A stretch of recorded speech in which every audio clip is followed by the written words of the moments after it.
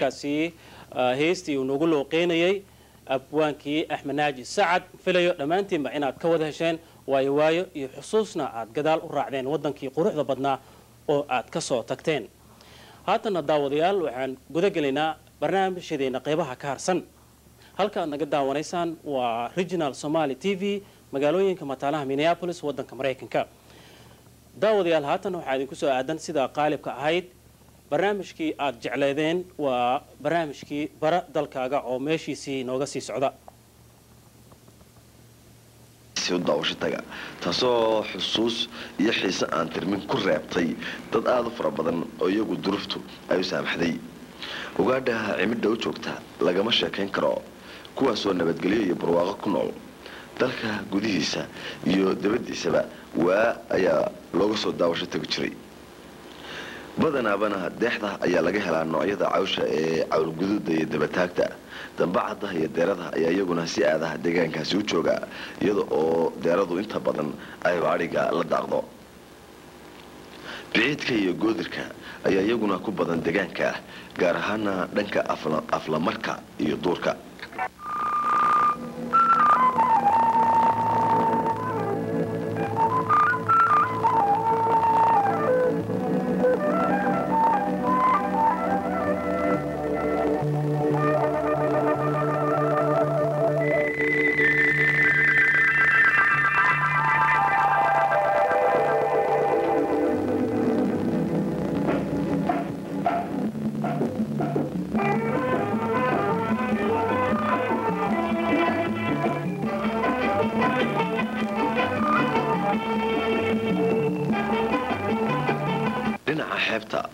bulsho kalluumaysata ah oo jiil ka jiil qaab nololeedkaasi iska soo dhexlayay magaalada Warshiikh lafteeda oo iyaduna ah qaleeb bulshooyinka hareeraheeda iyo gudaheeda ku nool iyo deegaanada dariska la ah ayaa waxaa inoo muuqanaya muhiimadda iyo qiimaha ay Warshiikh u leedahay dalxiiska iyo ku tamashleynta dhinaca kalena asaaskii magaalada oo aan sugnayn ayaa waxa uu lama huraan ka dhigayaa baaris taariikheed oo cilmiyeysan inay ku haboon tahay aaga taasoo ku guuleysigeedu mudnaan weyn iyo macluumaad si laga dhigtaba ay u tahay ummadda Soomaaliyeed inta hadda nool iyo jiilasha mustaqbalkaba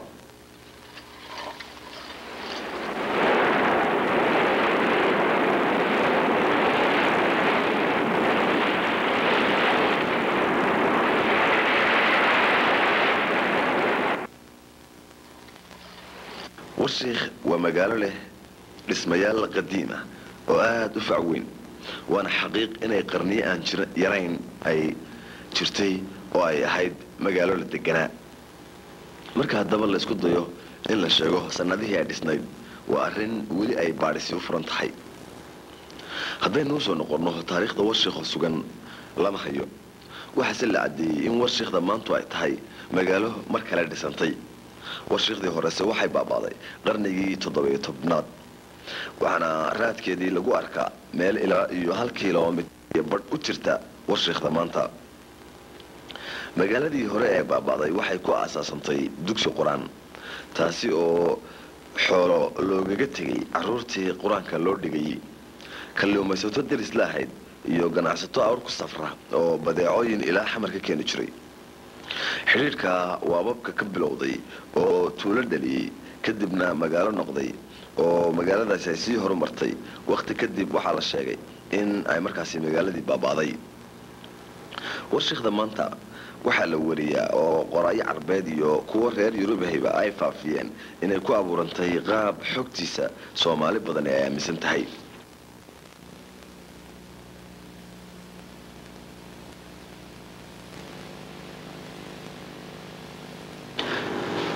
saddex sheekh oo faafinta diinta islaamka uga yimid galbeedka Soomaaliya inay xamar yimaadeen kadibna lagu diray boqorkii markaa magaalada xukumayay ayaa la sheegaa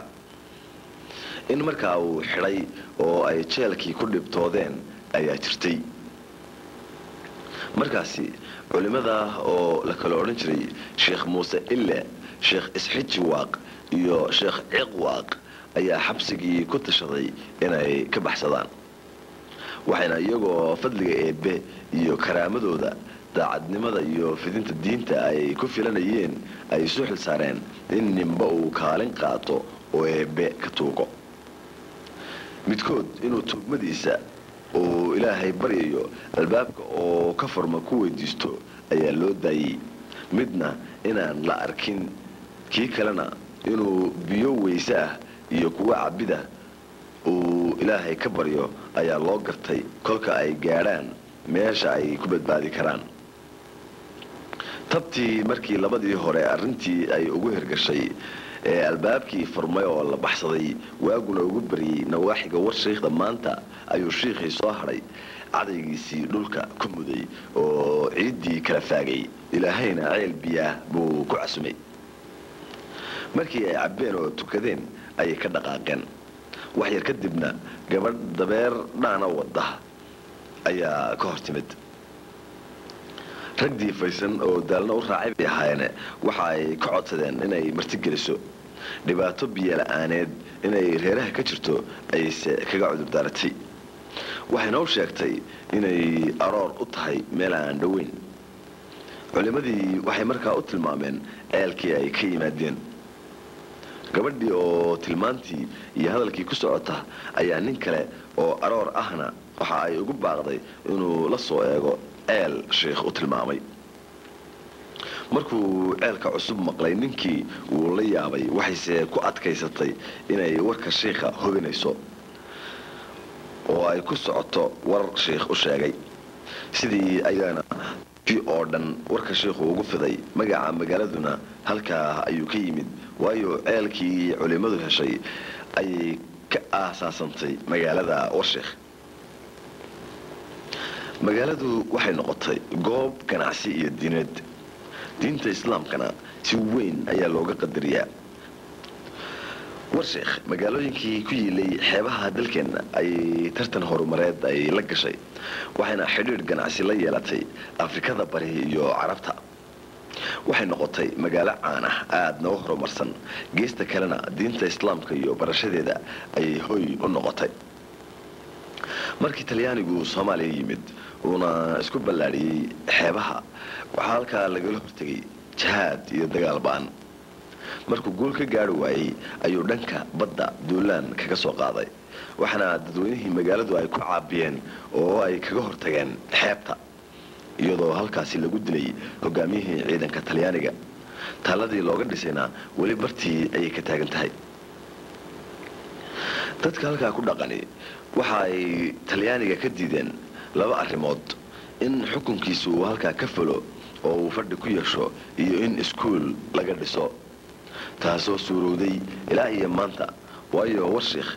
weli gacan gumaysi ma gelin iskuullana ma leh inkastoo kaalintoodii ay barashada diintu u gashay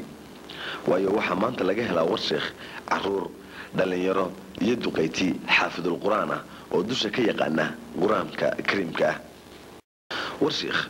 oo soo martay marxalado taariikheed iyo horumar xilliyeed waxay ku taal xeebta badweynta Hindiya waxaana waqooyi bari ka xigtaa magaalada Muqdisho ilaa 80 kilomitir waxaana laga helaa waxyaabo badan oo ka yeelaya xisabada dalxiis waa magaalo la jeclaysto aragtideeda waa meel lagu raaxaysto nolosheeda waa goob la xusuusto barwaaqadeeda waa beled loo buseelo ku nagaanteeda waa meel eebbe isugu daray waxyaabo magaalo haysataa yar tahay ku dhawaanshaheeda caasimadda ka sokow waxa ku yaala dhismayaal qadiim ah oo raadraac taariikheed iyo dalxiisba ku haboon waxay leedahay xeeb nadiif ah oo fidsan noocyada bulshada oo dhan ayaa ku meersan xoolo dhaqatadu kama foga kalluumaysato iyo beeraleyna waa ku sugan yihiin markaasi dheeftii xoolaha quudkii beeraha khayraadkii kalluunka magaaladii oo ha qabtiraysa ruuxii baahidiisa iyo adeegiisa kala gedisnaa ayaa inta magaaladaasi warsheekh isu raacay waxaa intaa dheer tamashleynta waqti qaadashada iyo raaligelinta naftaba waxaad moodaa in loogu talagalay warsheekh waayo saacad gudaheed ayaad ku koobi kartaa bad bender iyo baadiye intuba leh aragtiyo iyo khayraad aan dhaayaha iyo nafsaduba ka daalin waxaa xaqiiq ah muhiimadda ballaaran ee ay magaaladaasi leedahay loo soo jeesto loona huro dariiqooyinkii lagu horumarin lahaa inay noqon karto mid ka mid a ilaha ugu dakhliga badan dalkeena iyo weliba goob safka hore ka gasha meelaha ugu dalxiisayaasha badan dunida.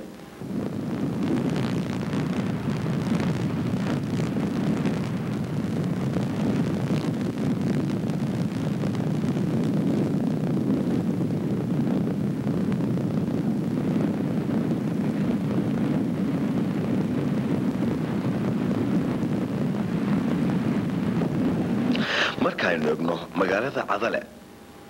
waxay iyaduna ka mid tahay magaalooyinka xeebta badweynta Hindiya ku yaala ee xiisaha taariikhda mudan leh.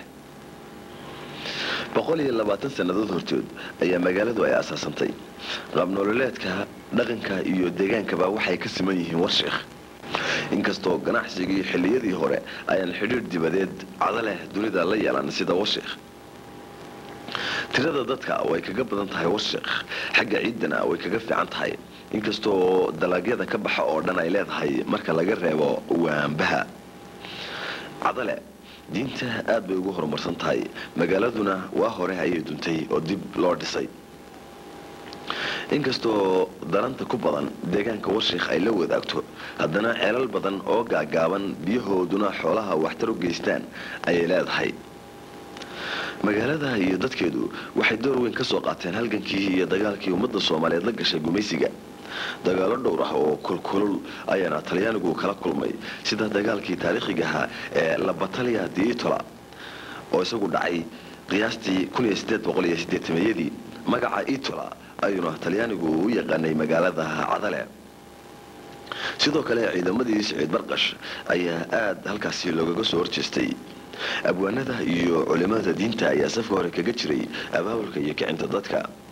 rag badan ayaa ku soo anbaxay abaabulka iyo dumidda ummadda. waxaynu ka soo qaadan karnaa Sheekh Axmed Gabyow oo ahaa gabya qaar ka mid ah suugaantii uu dadka ku kiciyay. rajulka kaafir ah ee rugtaan yimid sidii rasuul rabbi nooma soo dirin, mana rabno naga reed baxwaan niri, haddaad ruux la dagaasho kaaroon reerkaad u kaasho lahaydna raagaan, ragow haddoo qalbi waa rafaada.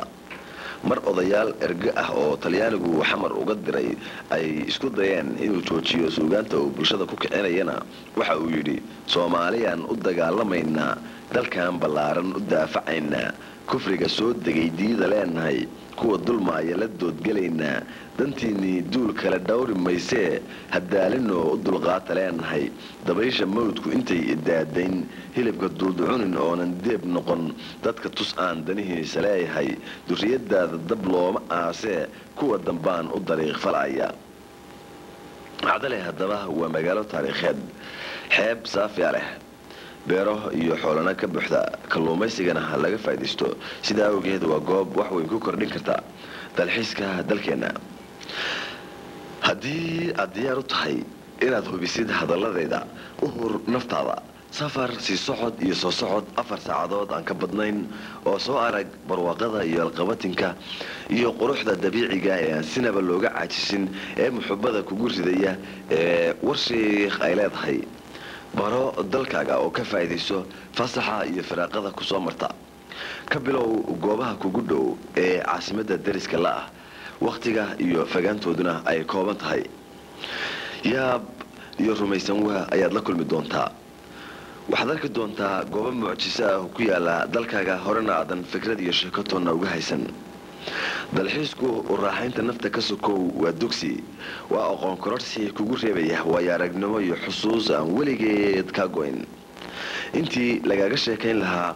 meelaan kaa fogeyn oo dhulkaaga ah, isku day sidii adigu aad u noqon lahayd kan ka sheekeeya.